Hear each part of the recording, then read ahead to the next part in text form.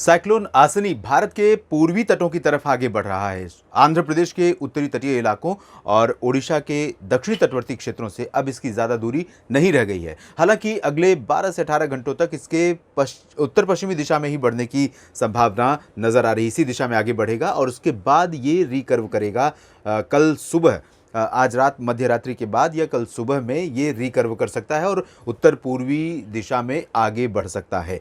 फिलहाल इस समय इसकी जो इंटेंसिटी है वो सीवियर साइक्लोनिक स्टॉर्म की है और इसके आसपास जो हवाएं चल रही हैं वो लगभग 120 किलोमीटर प्रति घंटे की रफ्तार से हवाएं हैं और स्पीड इसके आगे बढ़ने की तकरीबन 6 किलोमीटर प्रति घंटा है। यानी जो साइक्लोन है, साइक्लोन का जो सेंटर है वो 6 किलोमीटर प्रति घंटे की रफ्तार से मूव कर रहा है आगे। काफ़ी धीमी गति है और धीमी गति इसीलिए है क्योंकि जब लैंड रीजन पास में आ जाता है तब साइक्लोन के आगे बढ़ने की जो स्पीड है वो थोड़ा स्लो होने लगती है और इंटेंसिफिकेशन की संभावना भी कम होने लगती है।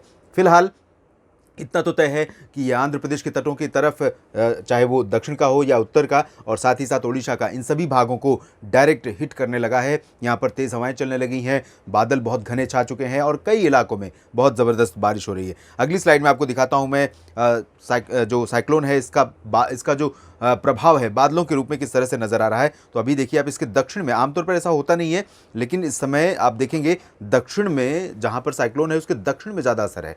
तो ओवरऑल साउथ पेनिनसुलर रीजन पर काफ़ी घने बादल बने हुए हैं, चाहे वो तमिलनाडु हो, केरल हो, कर्नाटक हो, आंध्र प्रदेश का रायलसीमा क्षेत्र हो और यहाँ तक कि तेलंगाना, और साथ ही साथ महाराष्ट्र के मध्य इलाकों में और मराठवाड़ा के दक्षिणी भागों में, दक्षिणी कोंकण गोवा, इन सभी भागों तक ये बादलों को थ्रो कर रहा है। काफ़ी ज़्यादा मात्रा में मॉइस्चर पहुंचा है और काफ़ी ज़्यादा घने बादल यहाँ पर पहुंचने शुरू हो चुके हैं। छत्तीसगढ़ के दक्षिणी हिस्सों, ओडिशा के तमाम इलाकों पर भी काफ़ी घने बादल बन चुके हैं और इसी सिस्टम का असर है। अभी जो बादल आपको बिहार के ऊपर नहीं नज़र आ रहे हैं, ये कुछ ही समय बाद दोपहर में आप देखेंगे, दोपहर के बाद यहाँ पर भी काफ़ी बादल बनेंगे और बिहार के तराई वाले पूर्वी रीजन, उत्तर प्रदेश है, इन भागों में, पूर्वोत्तर भारत के भागों में बादलों का जो जमावड़ा है, ये जो पैच है वो आगे मूव करके यहाँ पर पहुँच सकता है। तो यहाँ पर काफ़ी ज़्यादा असर आज से ही शुरू हो जाएगा और कई राज्य प्रभावित होने वाले। और अब हम बात कर लेते हैं कि इस सिस्टम के प्रभाव से आज कहाँ कहाँ पर बारिश होने की संभावनाएं हैं और किन इलाकों पर ये कल से इंपैक्ट डालने वाला है। साउथ पेनिनसुलर रीजन पर इंक्लूडिंग तमिलनाडु और आंध्र प्रदेश का कोस्ट रीजन, तमाम जगहों पर मध्यम से तेज बारिश होने की संभावना है।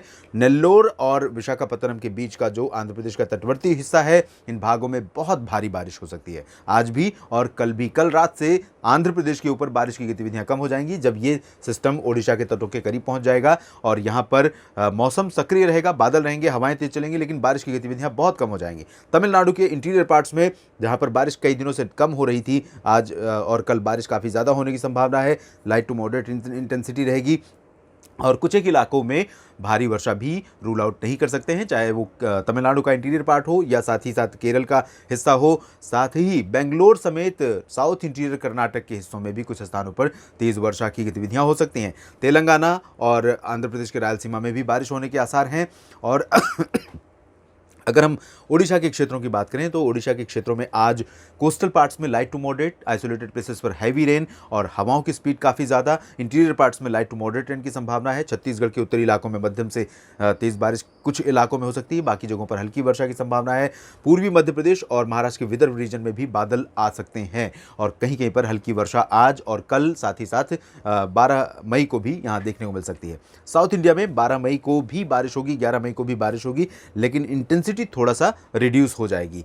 इधर हम बात करते हैं पूर्वी भारत की, जो कि अब काफ़ी हद तक प्रभावित होने वाला है। झारखंड, गंगे पश्चिम बंगाल और बिहार का रीजन, जहां पर आज से बारिश काफ़ी तेज़ हो जाएगी और अगले 3-4 दिनों के दौरान इस साइक्लोनिक स्टॉर्म का असर इन भागों में रहेगा। हालांकि जब ये रिकर्व करेगा साइक्लोनिक स्टॉर्म 11 मई को, उसके बाद 48 घंटों में वीक हो जाएगा और ये साइक्लोनिक स्टॉर्म जो सीवियर इंटेंसिटी में है, सीवियर कैटेगरी में है, वो कमज़ोर होकर साइक्लोनिक स्टॉर्म की कैटेगरी में पहुंच जाएगा। उसके बावजूद पूर्वी भारत के राज्यों में ये काफ़ी ज़्यादा वर्षा दे सकता है। और ये भी बता दें आपको कि ये काल बैसाखी का समय है, तो यहाँ पर काल बैसाखी के दौरान जो भी गतिविधियाँ होती हैं पूर्वी भारत के क्षेत्रों में, वो कई बार हिंसक मौसमी गतिविधियाँ होती हैं जिसमें जान भी जोखिम में हो जाती है लोगों की। तो लोगों के लिए, संपत्तियों के लिए जान, कह सकते हैं कि जान और माल के नुकसान की आशंका रहती है। और अब ये जो साइक्लोन स्टॉर्म ट्रिगर्ड एक्टिविटी है, इसकी वजह से बिहार हो, झारखंड या पश्चिम बंगाल, यहाँ तक कि उत्तरी छत्तीसगढ़ और ओडिशा के कुछ पार्ट्स, और ये भी बता दें कि पूर्वी उत्तर प्रदेश प्रदेश के भी 1-2 इलाके, इन सभी क्षेत्रों में सतर्क रहने की जरूरत होगी। अगले 2-3 दिनों के दौरान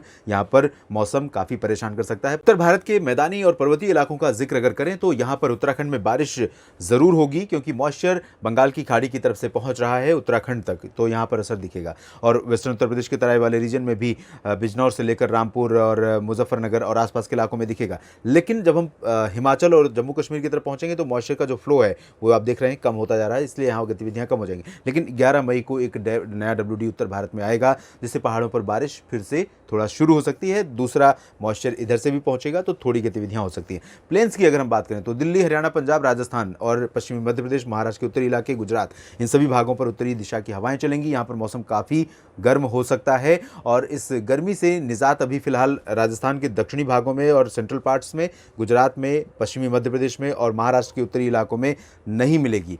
लेकिन दिल्ली, उत्तरी पंजाब, उत्तरी हरियाणा, ये वो रीजन होगा जहां पर अगले 24 घंटों के बाद या अगले 24 घंटों के दौरान भी आप देखेंगे कि हवाएं बदली हुई हैं और पश्चिमी दिशा की हवाएं नीचे इलाकों में चलेंगी, जबकि ऊपरी इलाकों में पूर्वी दिशा की हवाएं चली। तो यहाँ मिक्सिंग होने की वजह से आइसोलेटेड प्लेसेस पर अमृतसर और नवा शहर, रूपनगर, जालंधर, पठानकोट, शहीद भगत सिंह नगर, साहिबजादा अजीत सिंह नगर और साथ ही साथ पंचकुला, अंबाला, यमुनानगर, करनाल, कुरुक्षेत्र, कैथल, पंचकुला, इन सभी क्षेत्रों में बादल गरजने और आंधी के साथ वर्षा होने की संभावनाएं बन सकती हैं। फिलहाल इस वीडियो में अभी इतना ही। आप जुड़े रहिएगा, मौसम का अपडेट आपको मिलता रहेगा। धन्यवाद।